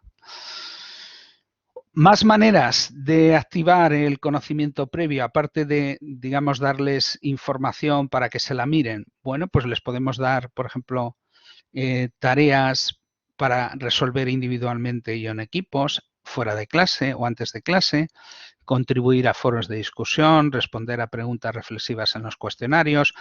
Aquí tenemos un cuestionario de preguntas reflexivas, pero ahora no me voy a parar porque si no, entonces sí que no llegamos a donde teníamos pensado. Esto lo veremos fundamentalmente, los cuestionarios los vamos a ver en la clase, en la videoconferencia de mañana. Pedirles a los alumnos que sean ellos los que planteen preguntas al profesor, ¿vale? Antes comentabais, claro, es que tenemos que proporcionar incentivos. Yo, por ejemplo, nosotros esto históricamente lo empezamos a hacer antes de hacer ningún cambio en la guía docente. Lo que nosotros hicimos fue llegar a un acuerdo en la presentación de las asignaturas. Decíamos, bueno, esta asignatura tiene este 20% de un proyecto de equipo, tiene esto por prácticas, tiene esto de un examen de la primera mitad, tiene esto del examen de la segunda mitad, pero además de la nota que saquéis, os vais a poder sumar positivos por el estudio preparatorio. Hasta un máximo que equivalía pues un punto extra, ¿no? Es decir, que el que, bueno, pues que el que sacara sumando el resto de cosas evaluables, sacara una puntuación, pues si hacía el estudio preparatorio de todos los temas, pues podía sacar un punto más. Y solo con esto, pues ya conseguimos estimularles bastante. Luego el siguiente paso que dimos fue en cambiar las guías de las asignaturas. Después de ya saber que íbamos hacia allá y que salía bien, pues ya en las guías de las asignaturas, cuando tú detallas qué parte va por calificación de esto, por calificación del otro y tal, pues uno de los 10 puntos de la calificación de la asignatura va por el estudio preparatorio. ¿Por qué uno de esos 10 puntos? Bueno, pues por un lado porque lo que queremos es promover el estudio preparatorio, pero sin darle un peso excesivo, ¿no?, a eso. Además, nosotros los estudios que habíamos hecho eran que más o menos al final nuestros alumnos le dedicaban al estudio preparatorio unas 15 horas en la asignatura, más o menos 1 hora por semana. Hay alumnos que le dedican más tiempo y otros que le dedican menos, que van más rápidos, pero más o menos 1 hora y poco es lo que los alumnos le dedicaban. Si consideramos que una asignatura de 6 créditos son 150 horas, ¿no? 25 por 6, 150, pues 15 horas es la 10ª parte. Entonces, es una cuestión, si queremos, casi un poco de justicia.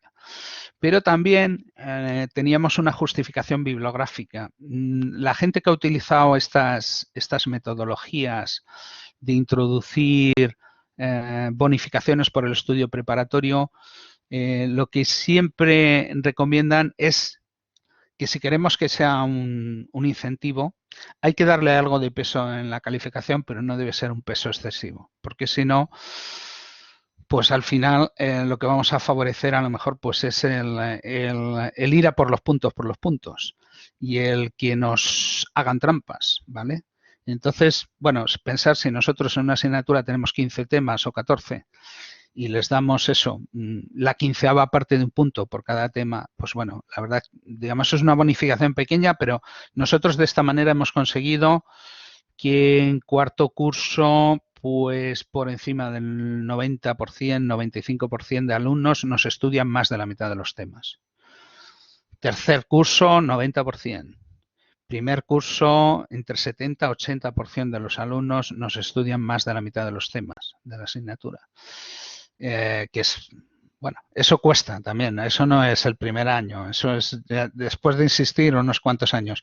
Pero sí, es muy importante el darles incentivos. Pero claro, esto depende también del poder que tengan los docentes sobre la guía de la asignatura que imparten. Pero es una cosa que hay que plantearse, ¿no? La conveniencia de que haya esa justa, digamos, retribución, ¿no? por ese trabajo de preparación que es tan importante para poder hacer aprendizaje activo en clase.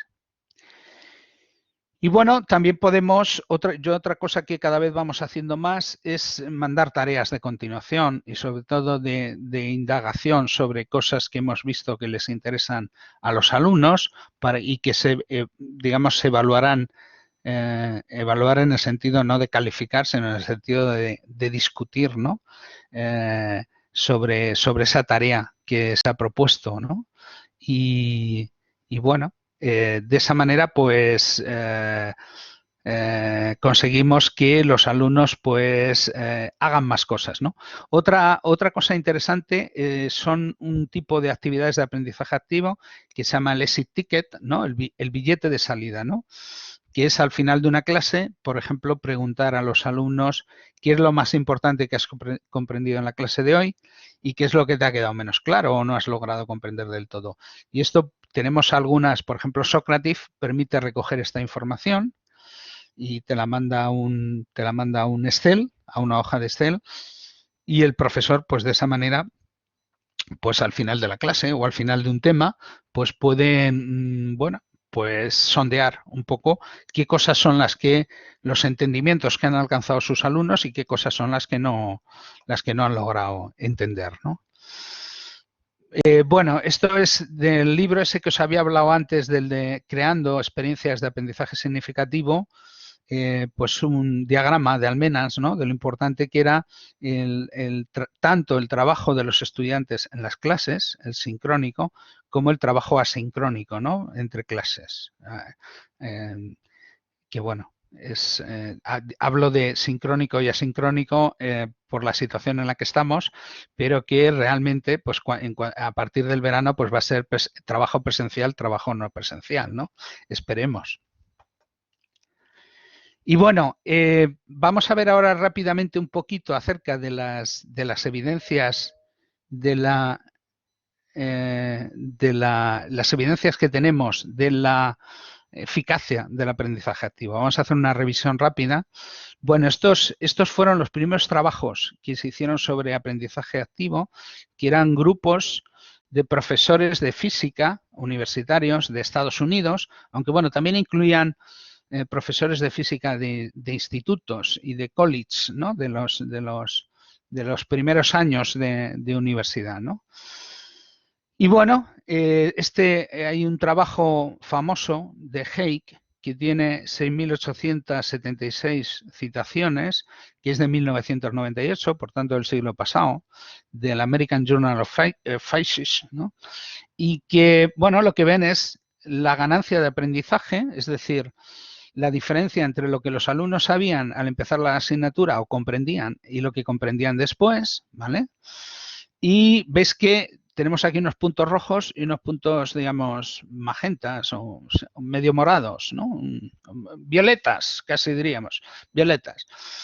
Entonces, lo que se ve es que cuando se utiliza Active Learning, pues, digamos, cada punto lo que representa es una clase, la media de una clase. Es decir, el punto del que partían en el eje X, nivel de conocimiento, y el porcentaje de ganancia de comprensión que habían adquirido en esa asignatura. Y veis que eso, bueno, pues se puede ajustar según las distintas metodologías. Esto sería con enseñanza tradicional de la física, ¿no? Explicando la teoría y poniendo problemas. Y esto sería mediante metodologías de aprendizaje activo. Y bueno, el resultado que salía era bastante espectacular. Era que las ganancias de aprendizaje duplicaban, es decir, eran el doble que las que se obtenían con la metodología tradicionalmente utilizada. Esto, bueno, ya fue esto en otros, digamos, en otros campos que no fuera educación, pues esto sería un poco escandaloso, ¿no? La gente se sentiría obligada a cambiar las metodologías, pero bueno, aquí seguimos mucho la tradición, ¿no? Y bueno, luego tenemos otros trabajos que señalo interesantes. Uno es el trabajo de Knight, esta es Knight, Jenny Knight, y que es coautora es autora del trabajo, del segundo vídeo que os puse, ¿no? Que era ese que hacían el aprendizaje activo en parte de la clase y bueno, veían luego estos son las calificaciones de grupos enseñados con metodología tradicional y con aprendizaje activo, que los de aprendizaje activo pues aprendían significativamente más. Esto era un trabajo cuasi experimental con los mismos profesores, los mismos grupos de alumnos y solo cambiando las metodologías. Hubo otros autores que llevaron esto un poco más lejos. Este es de Slaughter, que publicaron en Science en 2011 también un trabajo que tuvo mucho impacto porque en este caso no comparaban un profesor enseñando tradicionalmente y uno con aprendizaje activo, sino un profesor experto premiado enseñando magistralmente y un postdoc sin mucha experiencia docente, pero al cual le habían enseñado metodologías de aprendizaje activo. Y veis, el control era el profesor magistral y veis que los resultados de esos alumnos en los test, pues en las pruebas eran bastante más pobres que los que consiguió digamos, el postdoc sin experiencia magistral, ¿no? Y finalmente, realmente el artículo que fue aquí, que digamos que tuvo mayor impacto, es un artículo que ha tenido pues 5.000 citaciones, más de 5.000 citaciones, es el metaanálisis de Freeman, que lo que hacía era reunir información de 225 estudios, 225, que comparaban metodología tradicional en una asignatura versus aprendizaje activo, ¿no? Normalmente eran trabajos que cambiaban de metodología tradicional a aprendizaje activo y comparaban el último año tradicional con el primer año de aprendizaje activo. Y entonces, pues, publicó un artículo, ¿no?, que decía que el Active Learning aumenta el rendimiento de los alumnos en ciencias, en ingeniería y matemáticas, porque reunían esos 225 asignaturas, pues reunían asignaturas de ciencias, de ingeniería y de matemáticas. Y bueno, en este trabajo veían que las calificaciones mejoraban en media desviación estándar, que eso más o menos es una mejora en percentil pues del 18%, ¿vale? Y en cuanto a la tasa de suspensos, pues se reducía, esto es la media de las 225 asignaturas, pues se reducía desde casi un 35 a poco por encima de un 20, es decir, se reducía en un tercio la fracción de alumnos que suspendíamos, ¿no? Pasaba de ser prácticamente de un tercio, de alumnos suspensos a un quinto de alumnos suspensos. Es decir, una diferencia importante, importante. Bueno, sí, posiblemente aquí, pero bueno, lo aceptaron en Science. Pero bueno, sí, yo por eso creo que realmente el artículo importante aquí, pues por ejemplo, es el metaanálisis, ¿no? Porque, oye, en una reunión de 200 y pico estudios, pues bueno, si la media de esos 200 y pico estudios te da que hay una mejora de media desviación estándar, bueno, pues había algunos estudios en los que no había mejora, había estudios en los que había una mejora pues más alta de una desviación estándar, pero digamos ya eso ya es mejor muestreo, ¿no? Estoy de acuerdo que, es decir, es un muestreo no solo es un muestreo ya de muchos trabajos, ¿no? Bien, lo otro es un poco más anecdótico, pero bueno, es muy llamativo, ¿no? Es como lo de bueno. Bien, entonces, la cuestión es si esto funciona tan bien, y esto se descubrió hace más de 20 años, se descubrió en los 90, ¿cómo es que no lo está haciendo todo el mundo? ¿No? Esa sería la cuestión, ¿vale?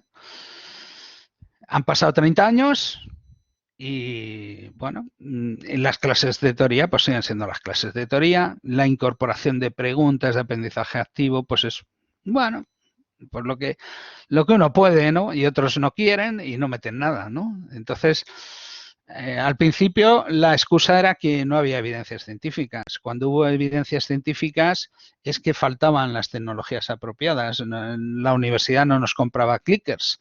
Cuando de pronto ya no hacían falta clickers porque todos los alumnos venían con el smartphone, pues entonces ya había que buscar otras excusas, ¿no?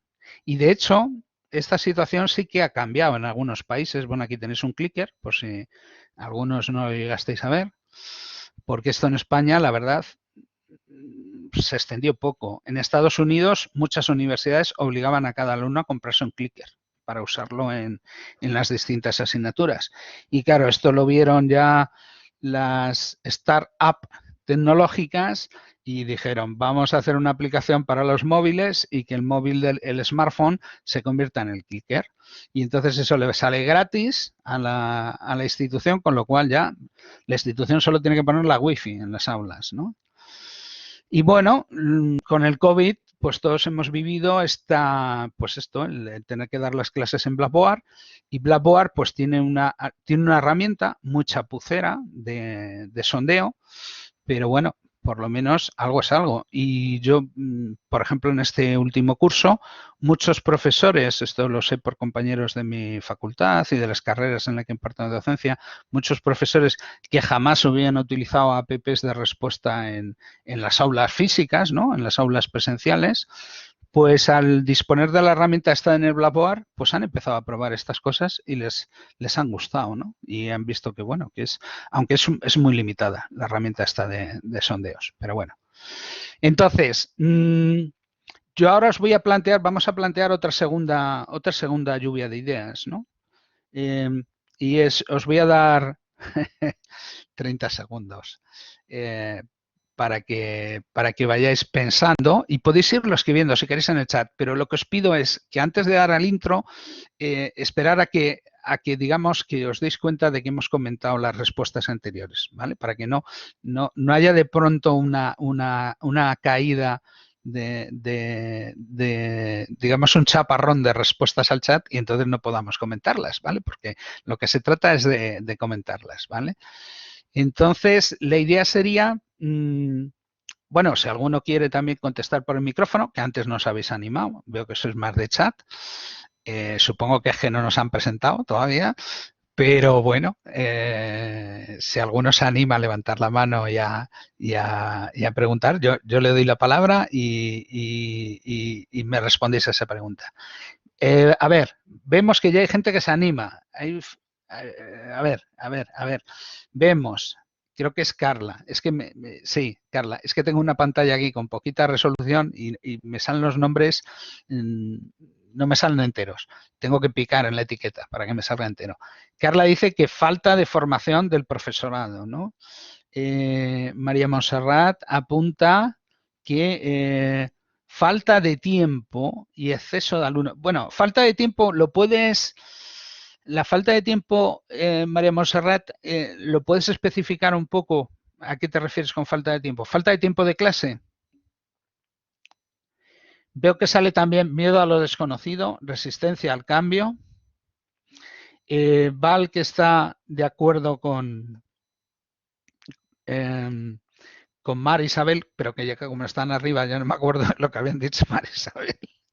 Y bueno, la inseguridad, eso, digamos, aversión al riesgo, ¿no? Podríamos decir, ¿no? No quiero riesgo, ¿vale? El tiempo de cada clase. Ah, ahí veo lo que le había preguntado yo a Carla, ¿no? Que era lo del tiempo. Y veis, ya se me ha ido. Que es más, requiere tiempo, ¿vale? Estamos de acuerdo. El tema es que si tú tienes una hora para contar una materia y si dedicas un tiempo para que los alumnos pues respondan, pues al final dices, ¡ay! Pues no me ha dado tiempo a explicarlo todo, ¿vale? Bien. Luego también eso, hombre, algo de trabajo adicional esto supone, pero también yo creo que hay una diferencia y es que hasta qué punto eso es real y hasta qué punto también eso sirve de excusa, ¿no? ¿Sabes lo que quiero decir? Porque dices, bueno, yo es que, no me quiero meter. Y con tener una excusa no me meto, ¿no? Y bueno, Irene dice que lo de la pescadilla, ¿no? Que, es decir, que y posiblemente para solucionar un problema de estos que es, digamos que se retroalimenta, ¿no? Pues a lo mejor habría que intervenir en varias de estas cosas, ¿no? Y a lo mejor pues de esa manera podría cambiar, ¿no? Y veo que Lara apunta el tema de que es más cómodo seguir haciendo, pues eso, pues lo que habitualmente hemos hecho. Es decir, que también esto es lo que la idea un poquito del pues esto, de la zona de confort, ¿no? De la zona de comodidad, ¿no? Veo, espera que se me ha saltado por aquí, se me habían pasado el tema del mucho tiempo. Bueno, pero esto lo del mucho tiempo depende, ¿eh? Porque, bueno, si, por ejemplo, para meter unas cuantas preguntitas de estas que ponemos en los exámenes, porque son preguntas de test y tal, que son cosas interesantes, para meterlas en las clases y pues tampoco eso, digamos, es cuestión de ponerse, ¿vale? Bien, en cualquier caso sí que puede haber, veo que están yendo las explicaciones ya hacia una cosa como, digamos, de que unas cosas retroalimentan a otras, ¿no? Y nos decidimos por lo más sencillo, lo más cómodo, ¿no? Bien, también que los alumnos a lo mejor, pues resulta que les vienes con esto y te dicen que, profe, ¿por qué no me lo explica todo? Y si yo esto no me lo quiero mirar hasta que llegue el examen, ¿no? ¿Vale? Bueno, también estas cosas pensar que requieren tiempo, pero también de un año para otro podemos aprovechar cosas que hemos hecho el año anterior. Es decir, que requieren más tiempo al principio, pero luego podemos ir aprovechando cosas que ya hemos hecho anteriormente. Veo que María Jesús dice que la preferencia de los alumnos a la pasividad. Bueno, lo que pasa es que hay muchos alumnos lo que no tienen es experiencia de otra cosa. Entonces, realmente yo la experiencia que tengo es que cuando los alumnos hacen estas cosas, pues los alumnos, y tú miras las cosas que ponen en la evaluación de la asignatura y los alumnos las valoran. Es decir, que también, claro, el problema es cuando no se ha probado algo, es difícil saber si eso te gusta o no, ¿vale? Luego también, cada materia es cada materia. Estoy de acuerdo con Miriam. Y vemos por aquí el profesorado. Bueno, lo de que los alumnos prefieren lo tradicional, esto es una cosa muy buena también, ¿eh? Quiero decir que si no les ofertamos otra cosa, pues bueno, pues menos del día, ¿no? Y luego también veo que apuntáis lo de la pereza, ¿eh? O sea, que puede haber profesores que son perezosos. O los alumnos también puede ser. Sí, sí. Y la comodidad. Bueno, aquí tenemos una experiencia de Juan Pedro, que él lo ha hecho este año y que los alumnos lo han valorado, supongo que positivamente, ¿no? Yo también es mi experiencia, también es mi experiencia. Hombre, nosotros en esto llevamos muchos años intentando, cada año pues un poquito más. Y, y los alumnos al final pues lo aprecian. Lo aprecian además porque lo contrastan con lo que ven en otras asignaturas y se dan cuenta de que en las asignaturas que impartimos de esta manera, pues su experiencia es, digamos, es mejor que en las otras, ¿vale?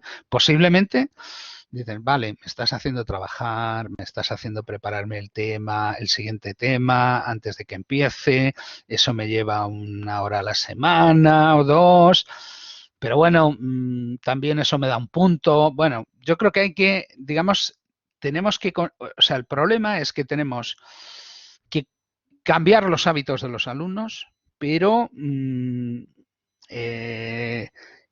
hay maneras de conseguir eso. María comenta que, a ver, uy, que se me va, a ver, evaluar. Yo creo que muchas veces nos tenemos que quitar la evaluación como calificación de la cabeza. Y tenemos que pensar que a lo mejor ciertas actividades no se trata de ponerles una puntuación, sino que lo que se trata es de que se discuta sobre ellas, es decir, evaluar en el sentido de dar feedback, ¿vale? No de calificar. Y eso simplifica muchas veces, simplifica mucho las cosas, ¿vale?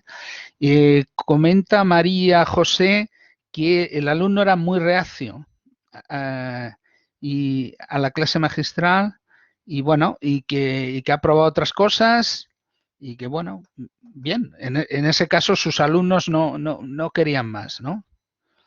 Vale. Sí, bueno, lo que decimos de la pereza, una de las cosas, ya os lo enseñaré mañana, pero una de las cosas, bueno, mañana u otro, en la cuarta videoconferencia, una de las cosas que nosotros hacemos para convencer a nuestros alumnos de la conveniencia de que hagan ese, ese, ese estudio preparatorio es enseñarles las notas de años anteriores de los alumnos que han hecho estudio en la mayoría de los temas, de los que no han hecho casi ninguno y de los que han hecho más o menos la mitad. Y entonces son unas diferencias espectaculares en calificaciones que, digamos, que eso ellos lo ven el primer día y dicen, claro, no quieren estar, ¿no?, en el grupo que ya saben que va camino del suspenso, del aprobado raspado. Prefieren ir a... Dicen, bueno, vale, tendré que trabajar continuamente, pero de esta manera voy a tener unas posibilidades de sacar unas calificaciones mucho mejores en esta asignatura y voy a aprender más. ¿Eh? Bien, veo que María Victoria, que no ha dado feedback. Y bueno, pero eso el problema que tienen es, eso es un problema de los alumnos, que solo piensan en el tema de las notas, ¿no?, cuando es más importante el feedback. Pero yo creo que eso también es un problema de saber vendérselo, ¿vale? De saber vendérselo. Bien, bueno, veo que han surgido muchas cosas. Ahora os voy a proponer hemos activado nuestros pensamientos. Ahora os voy a poner una pregunta de selección entre múltiples opciones. Ya sé que es una pregunta que es injusta, ¿no?, porque por lo que he visto de lo que planteabais, todos ibais hacia una causalidad multifactorial, ¿no? Pero yo ahora esta pregunta, sin embargo, utiliza otro marco, ¿no? Y es el marco de cuál es el factor más importante. Y entonces yo ahora voy a abrir una pregunta en sondeos con 5 opciones en las cuales la opción A va a ser esto que decíamos del tiempo de clase limitado, y si dedico tiempo a clase, a aprendizaje activo, me va a faltar tiempo para transmitir. Ese sería, o sea, la idea es que escojáis una, que digáis realmente cuál pesa más para vosotros o cuál os parece más importante. 2, si introduzco aprendizaje activo, voy a tener que currar más, ¿vale? Me va a suponer un esfuerzo extra. Esto también lo habéis comentado. 3, es que me falta formación para hacer estas cosas, ¿no? No me han enseñado a hacerlo, ¿vale? D, es que los alumnos, puntos suspensivos, ¿vale? Es que los alumnos se van a resistir o lo que queramos, ¿vale? Y la E sería, es que, bueno, realmente la institución no me, digamos, no me respalda ni me incentiva para que yo haga estas cosas, ¿vale? Voy a activar ahora el sondeo de Blackboard y que una de las cosas malas que tiene es que cuando lo activas, pues se deja de ver el chat, pero bueno, es lo que tenemos.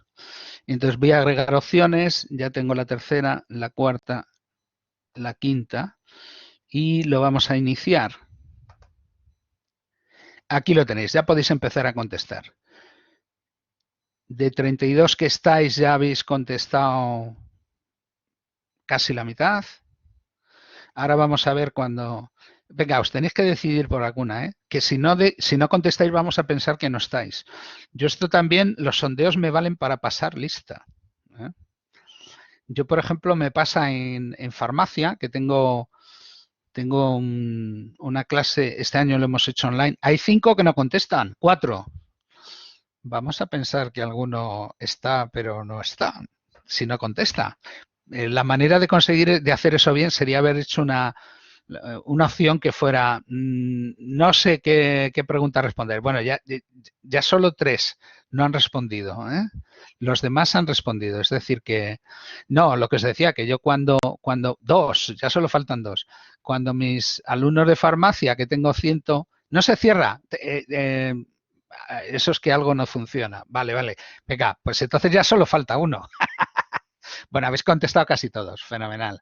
Os iba a decir que yo, por ejemplo, yo uso una de las cosas que tiene mal el sondeo, que teóricamente, vamos a darle a mostrar, teóricamente nos guarda información de esto, pero luego es un lío, es un lío. Pues eso es que hay un par que no se ha funcionado, ¿vale? No os preocupéis que no pongo falta, ¿eh? No pongo falta. Pero lo que os iba a decir que 160 alumnos en lista. Van a la verdad que la asistencia a las clases online ha sido altísima. Teníamos 120. Pero de esos 20, cada vez que ponían una pregunta, de esos 120 contestaban 100. Había 20 que se habían conectado, pero yo no sé si estaban o no estaban, ¿eh? Es decir, que también las preguntas, decía Mazur, una de las cosas que decía Mazur, es que el aprendizaje activo servía para despertar a los alumnos de vez en cuando. Pero bueno, eso es una cosa un poco broma. Bueno, vamos a analizar un poco lo que habéis resultado.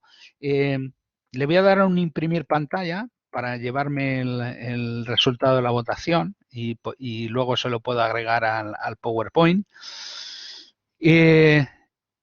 Vamos a ver las opciones. La opción que habéis escogido más es la exigencia de un sobreesfuerzo. Y os puedo decir que, fijaros, yo he dado un curso, exactamente este curso lo he dado la semana pasada en la Universidad de Extremadura y la anterior lo di en la Universidad de Valladolid. Y en esas otras 2 universidades también fue esa opción la que más se señaló, ¿no? Y luego la segunda y la tercera pues eran, pues a lo mejor eso sí que varía un poco, pero vamos, la del tiempo de clase. Ah, bueno, vosotros sois de Valladolid, sí, pues es que me lío. Semana pasada Extremadura, semana anterior Lleida, ¿vale? Bien, gracias. Sí, sé que sois de Valladolid. Bueno, todavía llego. Cuando lleve los 5 cursos puestos, porque todavía me faltan Complutense de Madrid la semana que viene y la próxima Universidad del País Vasco. Pero bueno, y luego todo revolutum. Bueno, entonces decíamos, primera, esfuerzo extra y la vacuna. Esfuerzo extra. Vosotros os ha salido la segunda, la falta de formación, y la tercera, el tiempo limitado de clase. En otras universidades, la que salía segunda era esta opción y la tercera esta, pero vamos, las 3 más seleccionadas era eso. Y luego, el tema de los alumnos, ya más minoritario y más minoritario todavía la falta de respaldo institucional. Bueno, pues ya hemos visto esto. Vamos a proseguir. ¿Cómo vamos de tiempo? Y 20. Bueno, ya sabía yo que no íbamos a llegar al final, pero bueno, no pasa nada. ¿Veis? Esto es de otra universidad. Esto es lo que hice, me parece, en Lleida. Y bueno, veis que se parece, bueno, era un curso menos numeroso que el vuestro, pero veis que las tres primeras eran, vamos, se intercambiaban la 1 y la 2, perdón, la 1 y la 3, pero más o menos. Aquí posiblemente vosotros os quejáis más de la falta de exposición de los alumnos. Bueno, esto supongo que también hay factores locales. Sí, bueno, esa reflexión me parece, voy a encender, veis, yo todavía estaba en mi pregunta, no estaba viendo el chat, que os decía que es la pena, ¿no? Que abres una cosa y pierdes la otra. Dice Alberto que no es tan importante no dar todos los conceptos, porque muchos se pierden después. Estoy completamente de acuerdo contigo, Alberto. Yo creo que una de las cosas que tenemos, uno de los ejercicios que tenemos que hacer los profesores es realmente priorizar, y esto espero que lo podamos tratar en una de las sesiones futuras, podamos priorizar realmente qué conceptos son los más esenciales dentro de la asignatura, incluso dentro de cada tema, qué cosas son más prescindibles y qué cosas son más prioritarias, incluso dentro de cada clase, qué se podría quitar o se podría pasar a un apéndice, ¿no? Al final, ¿no? Lo dejo en el apéndice y no pasa nada. Yo creo que tenemos un problema de inflación de temarios porque, bueno, porque nos vamos actualizando, vamos añadiendo cosas y cada vez tenemos más cosas que contar. Y yo creo que tenemos que, como decía alguien, tenemos que usar las tijeras, ¿no? Y tenemos que cortar, tenemos que cortar algunas cosas. Y si cortamos, pues tendremos tiempo para centrarnos en lo que es más prioritario, en lo que es más importante. Hay una conferencia, creo que lo veremos, digo que creo, lo veremos en la cuarta videoconferencia, que es es una parte que se titula Más allá del aula invertida, ¿no? Y que habla un poco de las buenas prácticas en docencia universitaria. Y una de las buenas prácticas en docencia universitaria es priorizar lo más importante. Y yo creo que muchas veces nosotros somos expertos en nuestra materia y entonces nos parece que todo es importante, pero tenemos que pensar en qué cosas son más importantes para, digamos, para el graduado que vamos a producir, ¿no? Y enfocarnos en eso, ¿eh? Me parece estoy muy de acuerdo con lo que planteas. Sintonizamos. Bien, vamos a proseguir. Bueno, hombre, al fin hemos llegado al aula invertida. La idea era, fijaros, aquí con el puntero os marco, ¿veis? Esto sería más o menos el uso del tiempo de clase, ¿no? Una clase magistral es una exposición ininterrumpida, ¿no? Prácticamente, bueno, sí, algún alumno pregunta algo, el profesor pregunta algo, pero al final el porcentaje de tiempo de actividad estudiantil es escaso. Y además lo que decíamos antes, ¿no? Que de ese poquito tiempo que los alumnos están activos, casi toda la participación es de una fracción muy pequeña de los alumnos. Decíamos, el 90% de la participación es del 5% de los alumnos. Entonces, bueno, pues esto es lo que tenemos. Mucho monólogo, ¿vale? Mucho monólogo magistral y poca... Bueno, mañana más. Además lo grabaré, quedará, creo que, vamos, lo estamos grabando. Espero que la tecnología, Blackboard es bastante fiable con estas cosas de las grabaciones y tal.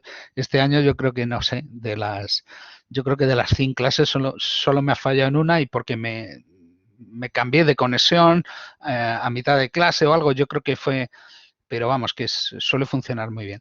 Y entonces un poco a donde nos gustaría llegar, ¿no? Sería a un uso de tiempo de clase en el cual no vamos a prohibir las exposiciones, como dicen algunos innovadores radicales, pero sí lo que vamos a decir, bueno, ¿qué uso del tiempo es el óptimo, ¿no? ¿Cuánta exposición tiene que haber? ¿Sobre qué conceptos es más importante exponer? ¿Qué cuestiones introducimos para dar protagonismo a los alumnos, ¿no? qué actividades yo ya llevo, no son improvisadas, sino que ya las llevo preparadas, ¿no? Y llego a este punto y vamos a romper, vamos a parar la exposición y vamos a ponernos a hacer otra cosa, ¿no? Esta es un poco la idea, ¿vale? Entonces, bueno, ahora los siguientes puntos son acerca de dar una especie de aperitivo acerca de la metodología y la tecnología en el aula invertida. Aunque realmente esas cosas las vamos a tratar, sobre todo la metodología en la sesión de mañana y la tecnología, pues quién sabe, a lo mejor en la sesión de mañana o en la tercera, ¿vale? Y bueno, vamos a hablar, os voy a contar alguna cosita general acerca de los métodos para fomentar el estudio preparatorio, que hemos dicho bueno, que es algo muy conveniente para que pueda haber actividad en clase, pero que es algo difícil de conseguir, ¿no? Y sobre todo con alumnos que no tienen el hábito de hacerlo, ¿no? Entonces, bueno, esto no pensemos que es algo que se le ha ocurrido a alguien antes de ayer. Esto ya había metodologías, vamos a ver, pues en los años 80 y en los años 90 del siglo pasado ya había distintos profesores universitarios que por distintas maneras crearon distintas metodologías. Vamos a ver algunas de las más importantes. ¿Eh? Y bueno, casi es que me lo he saltado la diapositiva anterior y no los he comentado. Bueno, ya los iréis conociendo. Os he mandado un artículo que tengo sobre un capítulo de libro sobre estas metodologías. Uno sería el Just-in-Time Teaching, que es el enseñanza justo a tiempo, que la idea es yo envío cosas a los alumnos me dan feedback y a partir de ese feedback yo justo a tiempo ajusto mi clase a sus necesidades. En la metodología de la que hemos partido, ¿vale? La metodología que hemos partido para hacer el aula invertida adaptativa, ¿vale? Y, uy, estoy un poco, perdonad, hemos empezado a las 3:30, ¿no? Con lo cual yo tenía que haber acabado a las 5:15. Sí, llevamos 2 horas. Vale, perdón, se me ha ido el santo al cielo. Vale, entonces, vale, perdonad. Yo todavía pensaba, ay, qué lío. No, es que el curso de la semana pasada empezaban las clases a las 4 y entonces, pues, mi marco de referencia se ha ido. Bueno, si queréis, sí, perdonad, por eso os ibais. Bueno, que ¿alguien quiere preguntar algo antes de irse? ¿Algo que queráis preguntar? Seguimos mañana con esto de la metodología y la tecnología. Todo claro, sin problema. Mañana más. Perdonadme que no, oye, que es que no me da cuenta. Que era y cuarto, perdonad. Dios mío. Es que no me suena la campana. Bueno, mañana nos vemos. Voy a parar la grabación, que me estoy